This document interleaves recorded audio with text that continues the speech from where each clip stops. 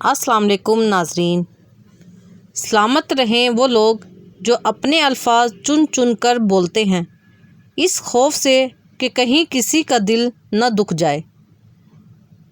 خونی رشتوں میں جب دوریاں بڑھ جاتی ہیں تو اپنوں کی خبریں غیروں کی زبانی سننے کو ملتی ہے۔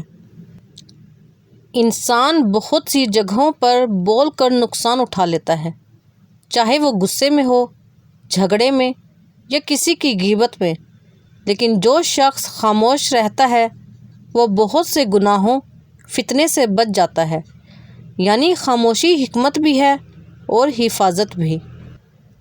اگر مکڑیاں زیادہ نظر آئیں، نمک ملا پانی گھر کے کونوں میں چھڑک دیں، جالے کم بنیں گے۔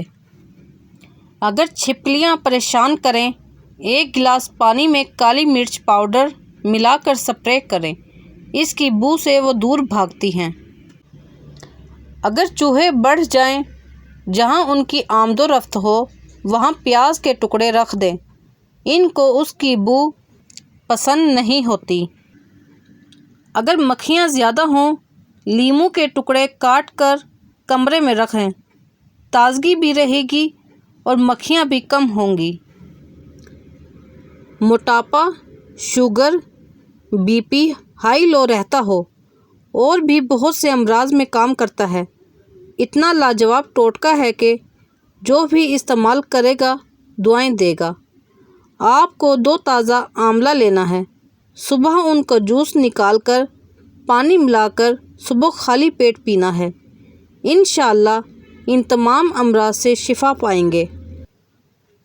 رات بھر میوے بھگونے سے وہ صرف نرم ہی نہیں ہوتے بلکہ ان میں موجود بعض غذائی اجزاء جسم کے لیے تازہ، قابل استعمال بھی ہو سکتے ہیں۔ دعائیں وقت لیتی ہیں لیکن قبولیت سے پہلے تمہارا صبر آزماتی ہیں۔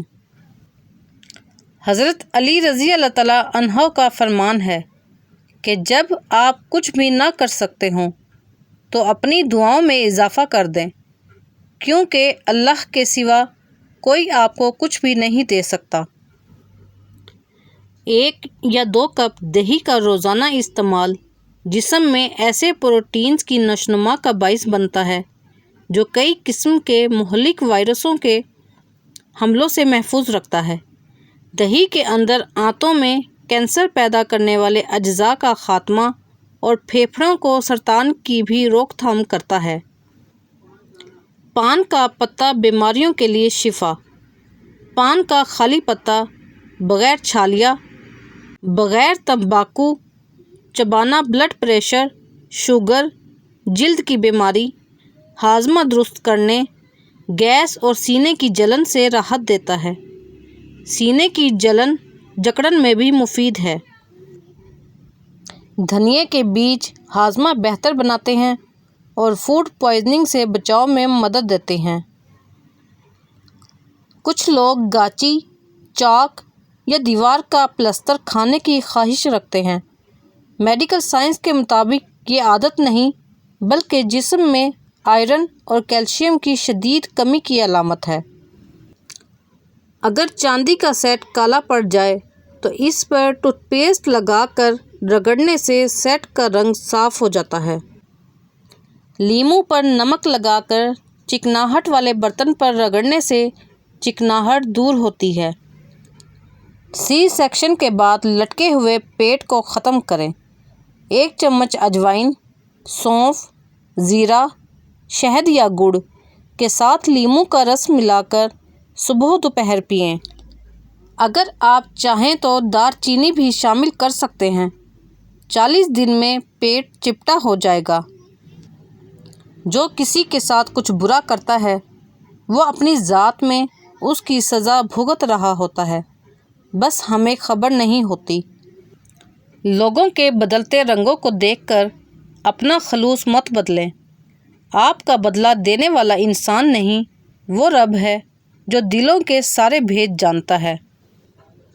جو کچھ تمہارے اختیار سے باہر ہے اسے اہمیت دو گے تو زندگی پر تمہارا اختیار ختم ہو جائے گا۔ تہجد کے وقت جب روتی ہوئی آنکھیں اللہ کو مناتی ہیں تو خواب حقیقت بن جاتے ہیں اور تعبیر کن میں بدل دی جاتی ہے۔ حضرت علی رضی اللہ تعالیٰ عنہ نے فرمایا کہ بچہ روزہ رکھ لے تو ماں سارا دن بچے کو محبت سے دیکھتی ہے، پھر اللہ تو 70 ماؤں سے بھی زیادہ پیار کرنے والا ہے۔ لونگ کا پانی ابال کر پینے سے پھیپھڑے صاف ہوتے ہیں اور پیٹ کے کیڑے ختم ہوتے ہیں۔